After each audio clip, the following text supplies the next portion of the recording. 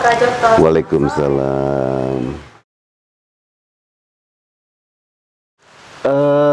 Tentu sejak lulus kuliah ya, saya selesai dari UI, kemudian saya masuk Bapindo. Bapindo itu Bank Pembangunan Indonesia. Berada di Bapindo selama hampir 17 tahun. Kemudian saya saya diminta BPPN, pada waktu itu ada yang namanya BPPN, menjadi oversight committee dan menjadi ketua ombudsman di BPPN. Oversight committee itu semacam dewan komisarisnya yang diketuai oleh almarhum Pak Mar'i Muhammad, mantan Menteri Keuangan. Setelah itu, selama di BPPN bertahun-tahun, kemudian pemerintah mengambil alih BII, Bank Internasional Indonesia. Diambil alih oleh pemerintah dan saya diminta menjadi komisaris di BII selama 5 tahun, tetapi baru berjalan 4 tahun saya diminta oleh pemerintah untuk masuk ke Bank Mandiri, menjadi komisaris di Bank Mandiri. Saya berada di Bank Mandiri selama 10 tahun, menjadi komisaris di Bank Mandiri 10 tahun dan tidak bisa diperpanjang karena sudah 2 kali masa jabatan. Kemudian saya diminta lagi, meskipun sudah capek, diminta lagi ke BNI. Di Bank BNI menjadi wakil komisaris utama dari 2015 sampai 2017, 2 tahun.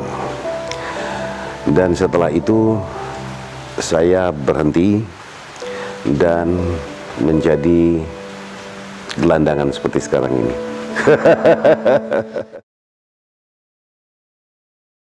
Jadi komisaris kurang lebih total jadi 17 tahun. Jadi dari 2010.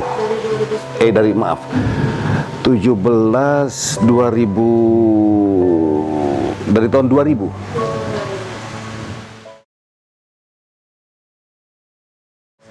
Banyak sekali, oleh karena banyak permintaan untuk bicara, banyak permintaan untuk memberikan ceramah, banyak permintaan yang luar biasa sibuknya, belum lagi banyak yang meminta saya menjadi penasehat, karena saya menjadi penasehat Gubernur Bank Indonesia sejak tahun 98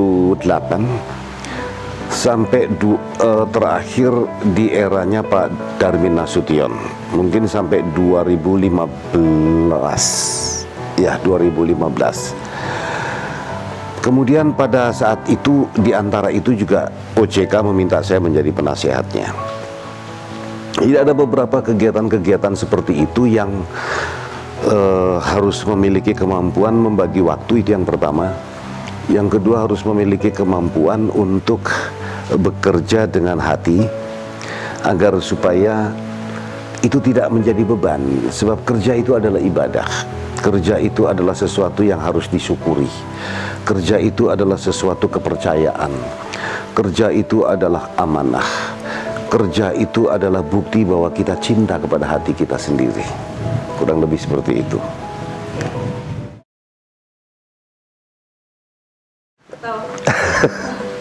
Saya tuh sebetulnya ketika diminta untuk nyanyi, jawaban saya adalah saya batuk aja fals, apalagi nyanyi. Tetapi ada beberapa teman saya yang sering mendengar ketika saya dahulu diwawancara di TV, dia mengatakan begini, Mas Prajoto, kalau orang mendengar Mas Prajoto diwawancara di TV dan mendengar suaranya, itu saja didengarnya sudah enak, apalagi menyanyi. Dan ketika saya mengatakan saya batuk aja fals apalagi nyanyi, dia mengatakan kepada saya, Mas Prajoto, jangan sekali-kali mengabaikan apa yang diberikan oleh Allah. Itu adalah anugerah. Itulah yang membuat kemudian saya tersentak dan saya mencoba untuk merekam suara saya di studio, dibantu oleh beberapa teman-teman, tanpa ada latihan vokal, tanpa ada apapun juga. Jadi yang penting ada feels-nya, yang penting saya menghayati lagunya. Dan itu dimulai ketika 5 atau 6 tahun yang lalu. Dan kemudian saya rekaman dan saya bagikan kepada teman-teman saya di lingkungan perbankan.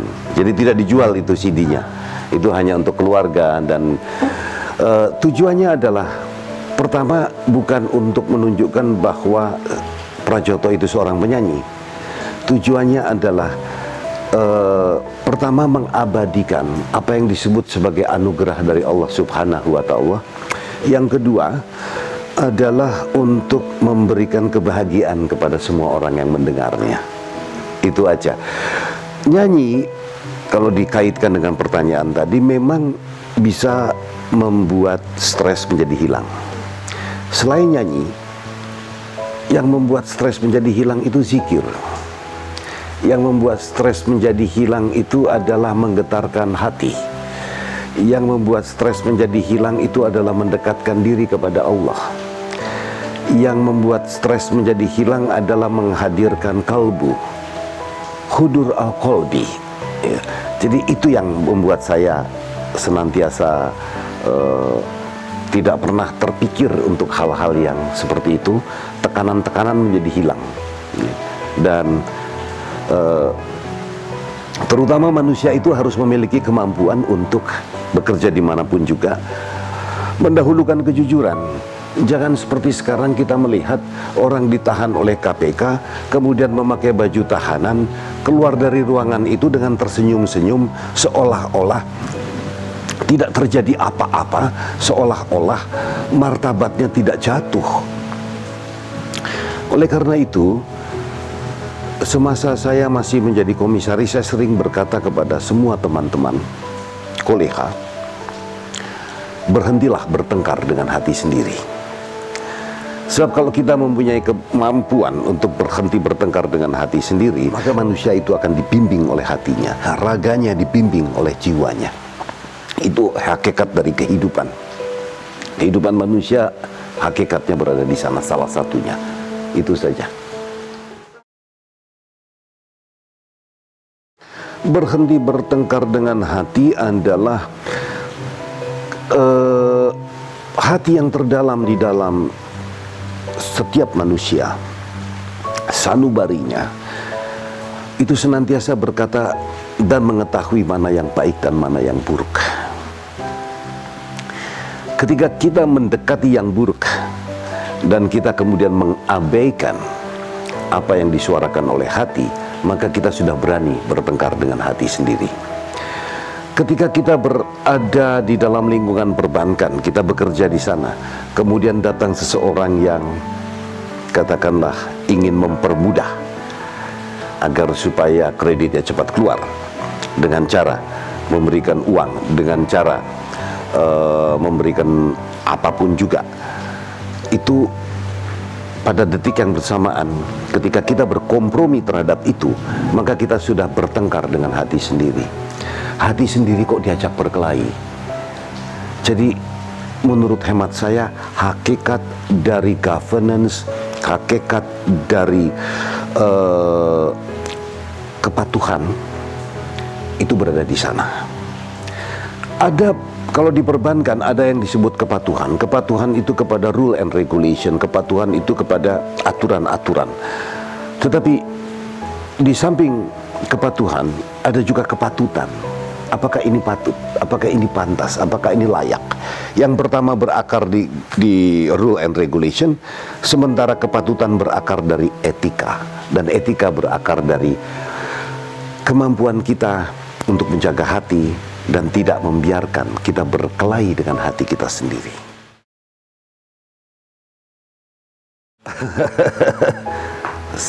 Prinsip saya, hampir semua lagu saya suka. Ya. Kalau lagu-lagu Indonesia, saya itu penggemar beratnya Mas Ebit GAD, dan saya bersahabat dengan Ebit GAD.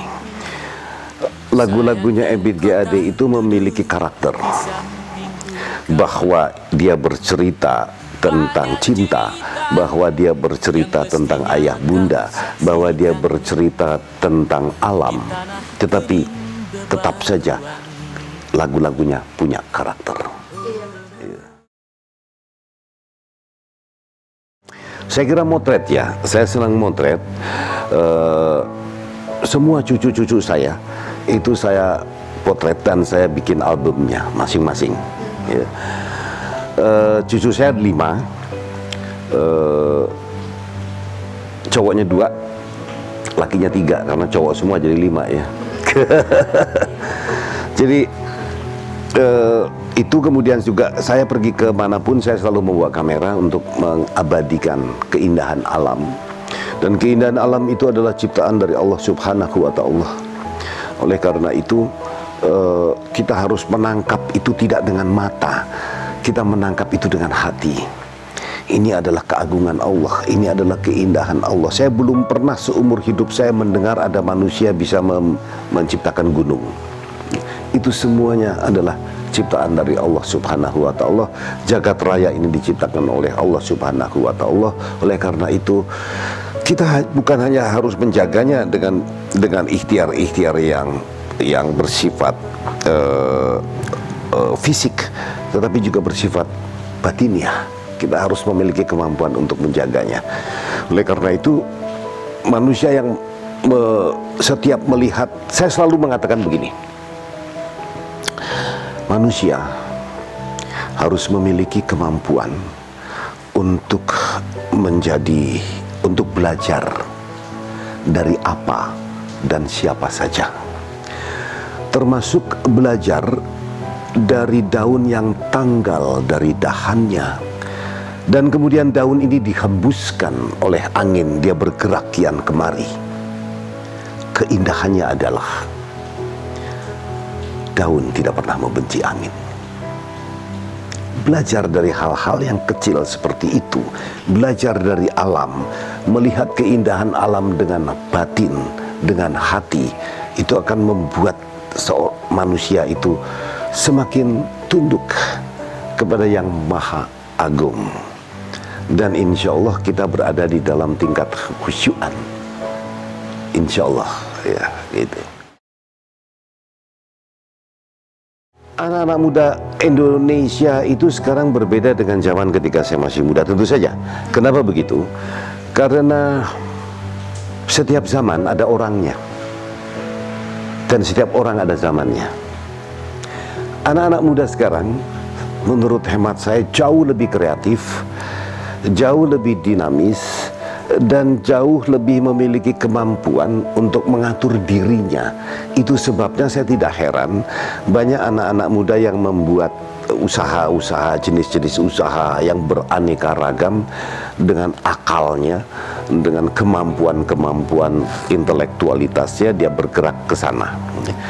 Jadi anak-anak Indonesia, anak muda Indonesia sekarang itu sebetulnya dinamis. Ini adalah modal paling besar loh bagi bangsa ini ke depan. Kalau anaknya loyo, anak muda Indonesia loyo, anak muda Indonesia tidak memiliki inisiatif, anak muda Indonesia tidak punya imajinasi intelektual, itu berbahaya. Tetapi saya sayangnya bicara di dalam konteks yang sempit. Kalau kita bicara dalam konteks yang besar, seberapa banyak masyarakat Indonesia yang sudah terdidik? Seberapa banyak masyarakat Indonesia yang sudah dibangun akalnya, yang sudah dibangun imajinasi intelektualnya. Sebab ini adalah senjata untuk bersaing dengan negara-negara lainnya. Seberapa besar anak muda Indonesia yang sudah terdidik. Oleh karena itu hal-hal seperti ini harusnya menjadi perhatian dari pemerintah. Pendidikan itu menjadi sesuatu yang sangat utama dan penting. Kalau kita mengabaikan pendidikan, mengabaikan sistemnya, dan menjadikan anak-anak Indonesia sebagai anak-anak yang menghafal, bukan anak-anak yang memahami, ini masa depan bangsa ini berbahaya ke depan. Jadi itu juga luput seringkali dari perhatian orang, karena kita seringkali diminta untuk menatap fata morgana. Dan ketika kita menatap fata morgana, kita melihat keindahan di sana. Padahal seharusnya kita juga memperhatikan hal-hal yang belum sempat dibangun dan dipikirkan. Itu. Kalau seorang anak muda tidak menggantungkan cita-citanya setinggi bintang di langit, maka dia bukan seorang anak muda yang memiliki ambisi. Ambisi jangan dipikirkan atau diartikan sebagai sebuah hal yang celaka. Ambisi adalah sesuatu untuk meraih cita-cita, apapun cita-cita itu.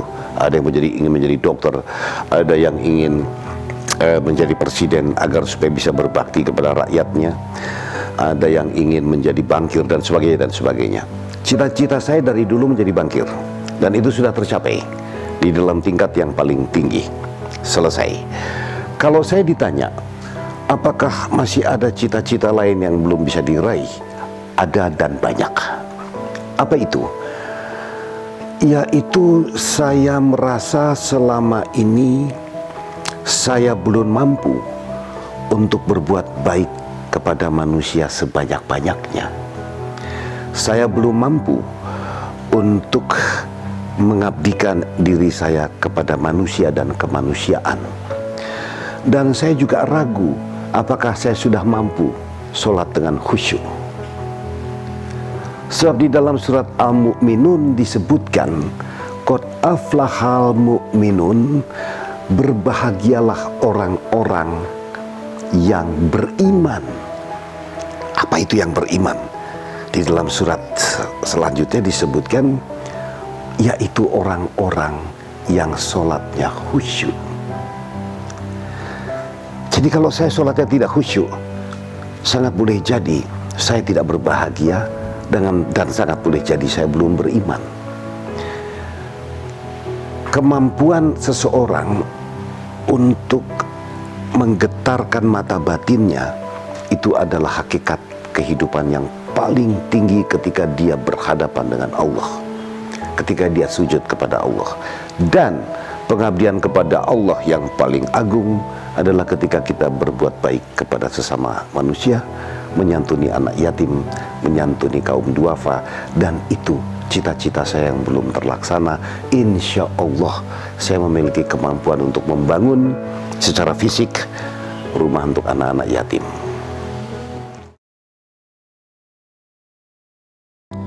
Saya jadi teringat masa-masa setelah reformasi, ketika terjadi hiruk pikuk dan saya banyak berbicara tentang persoalan governance, tentang persoalan hukum, tentang persoalan keadilan, tentang korupsi dan sebagainya dan sebagainya. Pada waktu itu suasananya berbeda dengan sekarang. Pada waktu itu tidak ada orang yang berani bicara seperti itu. Oleh karena itu menjadi wajar ketika saya menyampaikan suatu hal yang menyangkut mengenai hal-hal seperti itu, menimbulkan kegaduhan yang luar biasa. Kegaduhan itu begitu luar biasanya sehingga serangan-serangan baik secara fisik maupun non-fisik yang ditujukan kepada saya dan keluarga saya itu berlangsung terus-menerus dan tidak pernah berhenti. Saya pikir yang paling berat di situ bukan mengenai keselamatan diri saya, tetapi mengenai keluarga. Itu yang saya pertimbangkan dan pikirkan, sehingga ketika ada ancaman-ancaman pembunuhan dan sebagainya, saya pada waktu itu pernah mengatakan seperti ini. Saya tidak pernah lupa kata-kata saya itu. Jika saya harus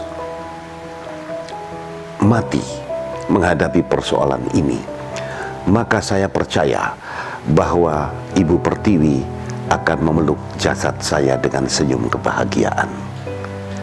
Itu yang saya sampaikan dengan bahasa yang katakanlah indah, tetapi tujuannya adalah untuk mengatakan saya tidak takut. Tetapi kalau disampaikan dengan bahasa vulgar, maka akan memicu kegaduhan yang lebih banyak lagi. Kurang lebih seperti itu. Mungkin terlalu banyak kalau harus saya sebutkan satu persatu, tetapi dari tokoh dunia saya benar-benar sangat mengagumi Nelson Mandela. Nelson Mandela dihukum seumur hidup, kemudian pada akhirnya dia dihukum 27 tahun, dan kemudian dia menjadi presiden Afrika Selatan, dan dia mengangkat orang yang memenjarakannya dahulu sebagai Perdana Menteri. Ini adalah orang yang benar-benar memiliki hati yang sangat luar biasa, ya. Tapi kalau ditanya lagi siapa tokoh, tentu saja Rasulullah SAW adalah tokoh yang sangat luar biasa bagi saya, ya. Tapi orang barangkali membayangkan itu terlalu jauh. Tetapi yang sangat real antara lain seperti Nelson Mandela. Saya juga kagum kepada Mahatma Gandhi, karena Mahatma Gandhi adalah orang yang anti kekerasan. Satya Ahimsa adalah slogan yang diajukan oleh Mahatma Gandhi. Ahimsa adalah anti kekerasan. Kalau tokoh-tokoh nasional, tentu saja saya kagum dengan beberapa tokoh-tokoh pejuang di masa yang lampau. Jenderal Sudirman, ada Sultan Syahrir, ada Bung Karno, dan tokoh setelahnya Pak Harto. Banyak orang yang memaki-maki Pak Harto, menistakan Pak Harto, meskipun Pak Hartonya sudah dipanggil oleh Allah Subhanahu wa Ta'ala.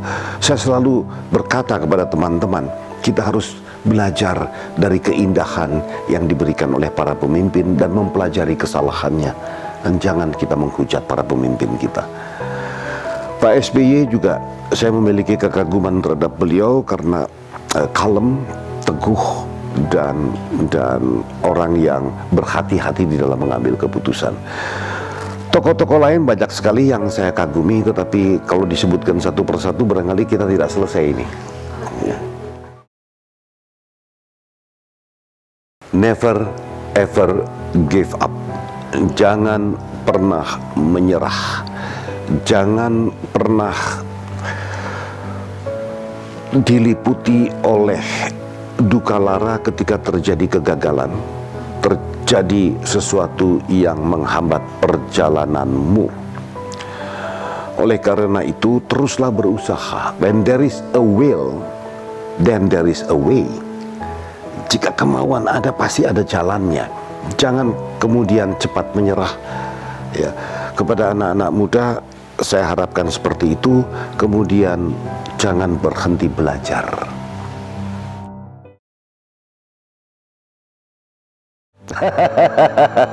Ini pertanyaan yang mengejutkan. Begini, saya merasa bukan orang yang memiliki kemampuan untuk berada dan duduk di pemerintahan. Kenapa? Saya harus mengukur kemampuan saya. Jika ada orang yang lebih baik, maka serahkan kepada ahlinya, dan biarkan saya berada di pinggiran sambil menikmati semua langkah-langkah yang dilakukan, dan juga merenungkan apa-apa kesalahan yang diperbuat. Oleh karena itu, saya sekarang ini sedang menulis buku, menceritakan, sebetulnya bukan menceritakan, saya berkisah tentang pengalaman saya yang demikian panjang, tetapi saya tidak mau bercerita tentang diri saya. Sebab kalau saya bercerita tentang diri saya sendiri, maka buku itu akan dilempar ke sampah oleh orang-orang, dan bahkan saya sendiri akan melemparnya ke dalam bak sampah. Oleh karena itu buku itu saya beri judul Nasihat untuk Diriku. Begitu banyak ketergelinciran, begitu banyak kesalahan yang dilakukan di masa lalu, baik dari yang saya lihat maupun yang saya alami, dan itu akan saya tulis di dalam buku.